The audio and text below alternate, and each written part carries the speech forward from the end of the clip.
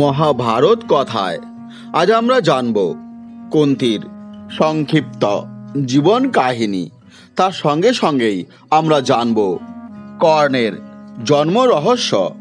তার আগে বন্ধুরা, যারা আমার চ্যানেলে নতুন তারা অবশ্যই চ্যানেলটি সাবস্ক্রাইব করে নেবেন, যাতে নতুন কোনো ভিডিও আপলোড হলে সঙ্গে সঙ্গে আপনাদের কাছে তার নোটিফিকেশন পৌঁছে যায়। তো বন্ধু, চলুন জেনে নেওয়া যাক কুন্তি এবং কর্ণের জীবন কাহিনী।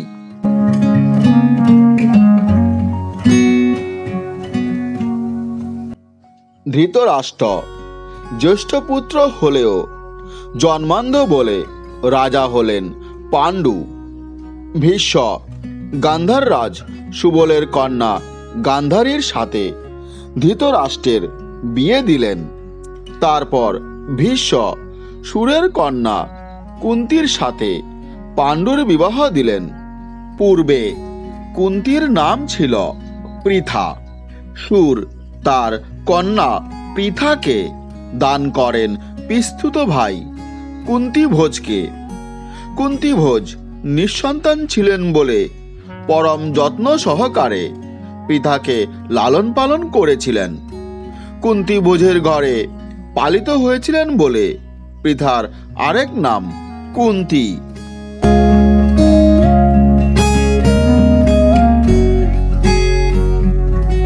একবার দুর্বাসা মুনি কুন্তির অতিথি সেবায় তুষ্ট হয়ে বর দিলেন যে কুন্তি যে দেবতাকে আহ্বান করবেন সে দেবতা তাকে দর্শন দেবেন এবং ওই দেবতার কৃপায় তিনি একটি পুত্র সন্তান লাভ করবেন।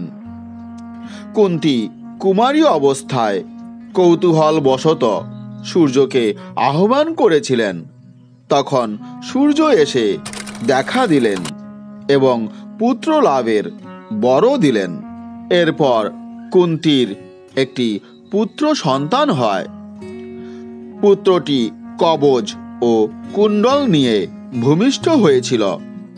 কলঙ্কের ভয়ে কুন্তি তাকে একটি পাত্রে রেখে জলে ভাসিয়ে দিলেন।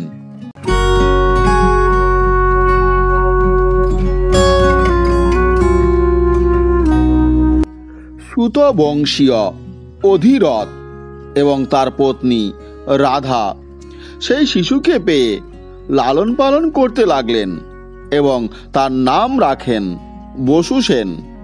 এই বসু সেনেই পরে কর্ণ নামে খ্যাত হন। কর্ণ খুবই দানশীল ছিলেন। একদিন ইন্দ্র ব্রাহ্মণ বেশে এসে তার কাছে কবচ ও কুণ্ডল চাইলেন। কর্ণ সেই কবচ দেহ থেকে কেটে বের করে ইন্দ্রকে দান করলেন। ইন্দ্র তখন তুষ্ট হয়ে তাকে একটি অমোঘ অস্ত্র প্রদান করেন। অস্ত্রটির বৈশিষ্ট্য হলো যে এটি যাকে উদ্দেশ্য করে নিক্ষেপ করা হবে তিনি অবশ্যই মারা যাবেন।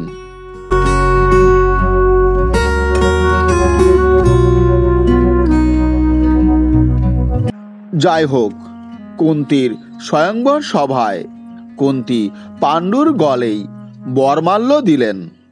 তারপর পাণ্ডু কুন্তিকে বিয়ে করে হস্তিনাপুরে নিয়ে এলেন। কিছুদিন পর ভীষ্ম মদ্ররাজ শল্যের বোন মাদ্রীর সাথে পাণ্ডুর দ্বিতীয় বিবাহ দিলেন। সুতরাং পাণ্ডুর দুই স্ত্রী ছিলেন, একজন কুন্তি, অপরজন মাদ্রী।